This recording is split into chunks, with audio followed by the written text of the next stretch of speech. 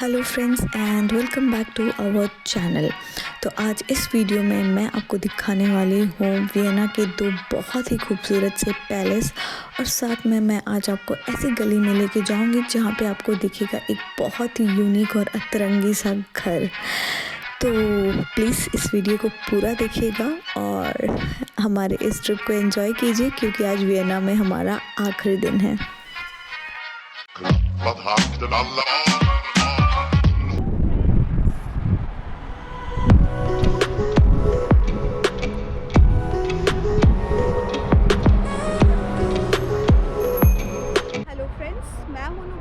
और यहीं पे है मेरी Ritika and welcome back to our channel.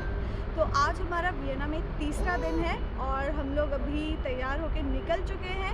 मैं खड़ी हूँ अपने होटल के पास वाले मेट्रो स्टेशन पे। तो मैं आपको दिखा देती हूँ, यहाँ पे है मेट्रो स्टेशन और हम लोग अभी सबसे पहले जाएंगे पैलेस घूमने के लिए। तो शोनब्रुन पैलेस है, तो हम लोग चलते हैं पैलेस और आपको दिखाते हैं।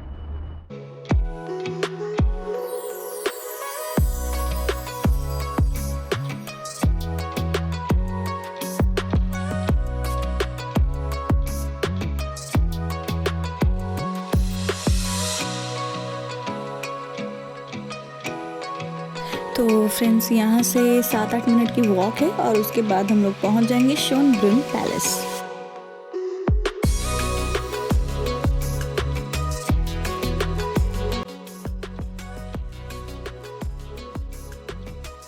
फ्रेंड्स, हम लोग पहुँच गए हैं शोनब्रुन पैलेस और घुसते ही लेफ़्ट साइड में है टिकट काउंटर।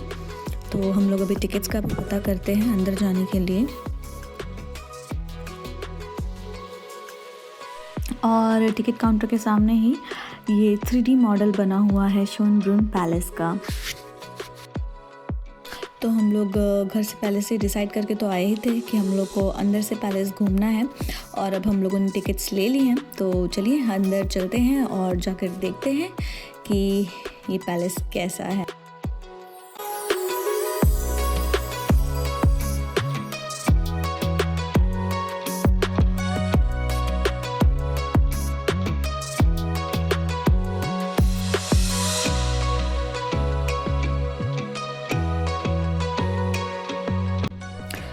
तो फ्रेंड्स, आप लोग देख सकते हैं कि हम लोग पैलेस के अंदर एंटर कर चुके हैं और हम लोगों ने जो टिकट ली उसमें ऑडियो गाइड इंक्लूडेड है। तो हमें एक ऑडियो मशीन मिली हुई है और उसमें कुछ नंबर्स हैं, तो हमें हर रूम के बारे में इंफॉर्मेशन मिलेगी। और आगे काउंटर है जहाँ पे वो लोग टिकट्स चेक कर रहे हैं। उसके बाद से आप मेन एरिया में एंटर करेंगे जहाँ से आपका रूम टूर स्टार्ट होगा। तो टिकट्स एक बार जब चेक हो जाएंगे उसके बाद से वीडियोग्राफी और फोटोग्राफी अलाउड नहीं है। तो एक बार हम लोग पूरा घूम लेते हैं, फिर मैं आपको इसका रिव्यू देती हूँ। तो मिलेंगे थोड़ी देर के बाद।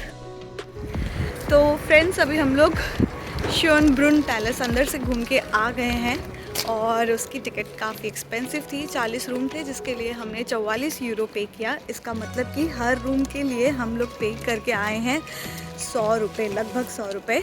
तो और रूम्स बहुत बड़े नहीं थे, छोटे छोटे रूम थे।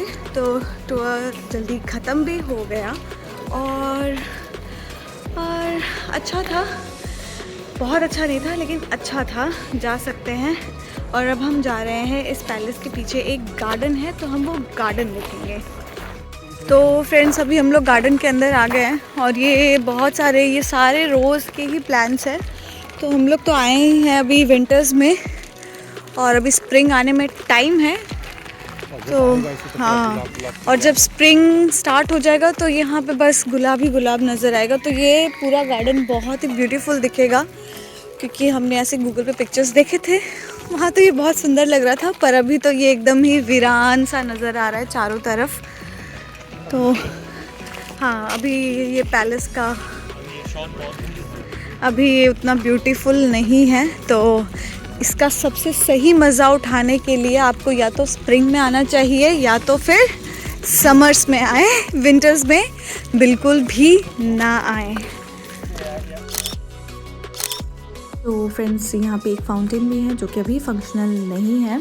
और अभी हम लोग हैं पैलेस के राइट साइड वाले गार्डन में, और हम लोग अब जाएंगे पैलेस के एकदम बैक साइड में जहाँ पे बहुत ही बड़ा गार्डन है। तो चलिए देखते हैं। तो फ्रेंड्स, अब हम लोग पहुंच गए हैं पैलेस के बैक साइड पे, और यहाँ पे बहुत ही बड़ा ओपन स्पेस है, गार्डन है, जो कि अभी तो उतना अच्छा नहीं दिख रहा है, पर समझ में बहुत सुंदर लगेगा जब हर जगह पे हरियाली होगी। और वैसे इस पैलेस को हाब्सबुर्ग डायनेस्टी का समर रेजिडेंस भी कहा जाता था। लेकिन मैं आपको एक बात बताऊं, मुझे ना लगता है कि इंडिया का कल्चर बहुत ही रिच है, और हमारे यहाँ के पैलेसेस अंदर और बाहर दोनों से ही बहुत खूबसूरत दिखते हैं। लेकिन अगर आपको वर्ल्ड हिस्ट्री में इंटरेस्ट है तो आपको यहाँ पे भी आना चाहिए। और वैसे तो इस पैलेस में 1441 रूम्स हैं, लेकिन मैक्सिमम आप 45 रूम्स ही विज़िट कर सकते हैं। और अगर आप थोड़ा सा सस्ता टिकट लेंगे तो उसमें सिर्फ 22 रूम्स इंक्लूडेड होते हैं, एंड आई थिंक उतना ही सफिशिएंट होता है। और सामने अगर आप देखेंगे हाइट पे ये जो मॉन्यूमेंट है, इसको विक्ट्री मॉन्यूमेंट कहा जाता है, और आप हाइक करके वहाँ तक जा सकते हैं, या फिर आप मेट्रो लेके सीधा वहीं पे पहुँच सकते हैं, और वहाँ से बहुत अच्छा व्यू आता है इस पैलेस का।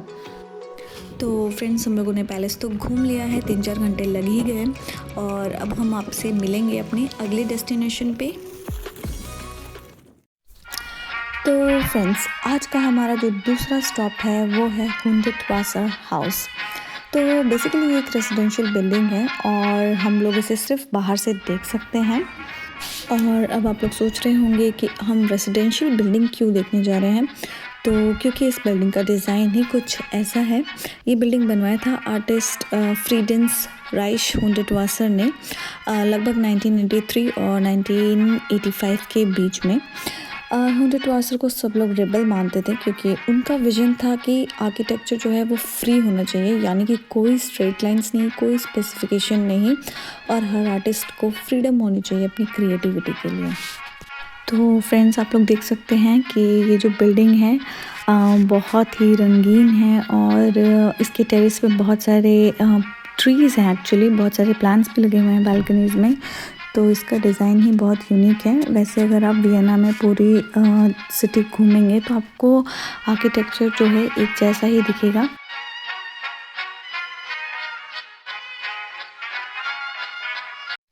हुंडिटवासर हाउस के सामने ही हुंडिटवासर विलेज है। तो अभी हम लोग अंदर चलते हैं और देखते हैं कि अंदर क्या क्या चीज़ें हैं।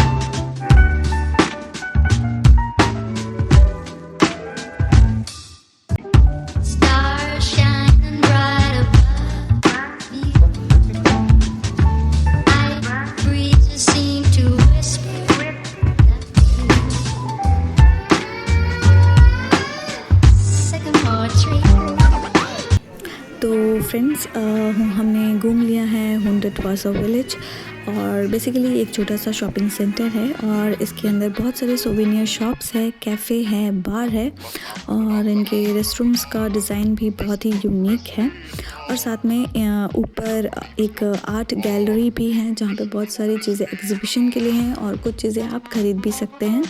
तो ओवरऑल ये बहुत ही कूल लुक दे रहा था, अंदर से बहुत ही अच्छा लगा।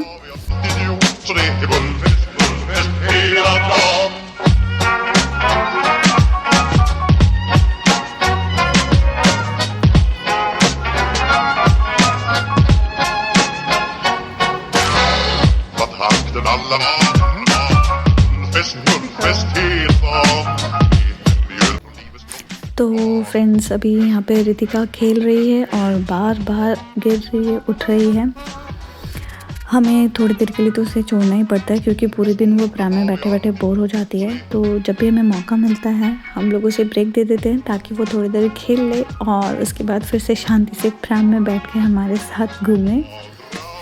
तो अभी आप देख ही सकते हैं कि उसको बहुत मज़ा आ रहा है ऐसे ऊँचे वाली जगह में चढ़ने में और दोबारा से फिर उतरने में। स्लो रितिका, स्लो या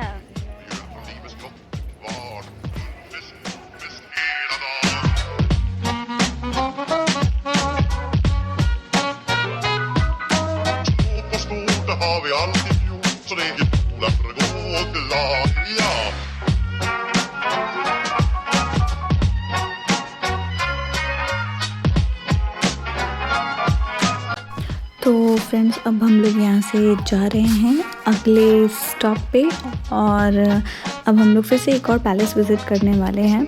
अच्छा मैं आपको एक और बात बता देती हूँ, यहाँ पे एक कैफ़े भी है, हुंडेट वासा हाउस का कैफ़े है।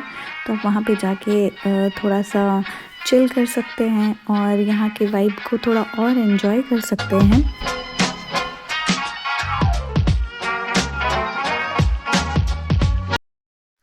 तो फ्रेंड्स अभी हम लोग पहुँच गए हैं बेलवेडेयर पैलेस, जो कि बहुत ही खूबसूरत दिख रहा है दूर से और मुझे लगता है आज ही हमारा आखिरी ही स्पॉट होगा वियना का क्योंकि ऑलरेडी शाम हो चुकी है।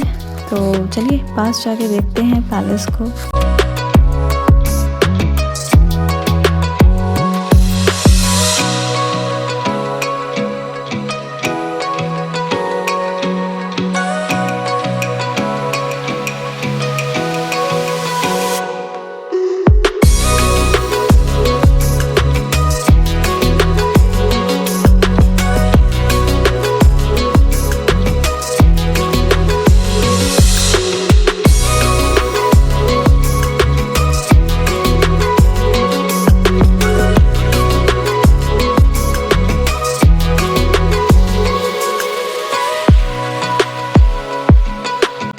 तो फ्रेंड्स जिस बात का हमें डर था वो तो सच ही निकल गया क्योंकि अभी म्यूज़ियम्स भी बंद हो चुके हैं और पैलेस के अंदर का जो टूर होता है वो भी बंद हो चुका है क्योंकि शाम हो चुकी है।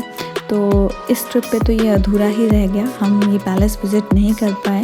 मुझे उम्मीद नहीं थी कि ये पैलेस इतना सुंदर दिखेगा बाहर से, पर कोई बात नहीं, अगर हम नेक्स्ट टाइम आए तो ज़रूर इस पैलेस को विज़िट करेंगे।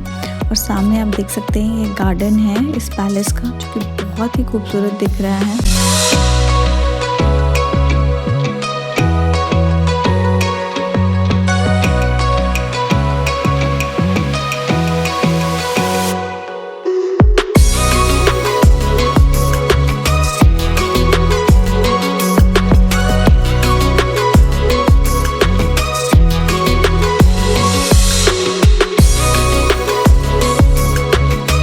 तो फ्रेंड्स ये पैलेस तो बंद हो चुका है और हम लोग यहाँ पे बस थोड़ी देर बैठेंगे। आप सामने देख सकते हैं कि रितिका खेल रही है, तो बस रितिका को खेलने के लिए हमने यहाँ पे छोड़ दिया है और जब ये थक जाएगी तो हम लोग फिर होटल वापस निकल जाएंगे क्योंकि कल सुबह हमारी ट्रेन है साल्ज़बर्ग के लिए।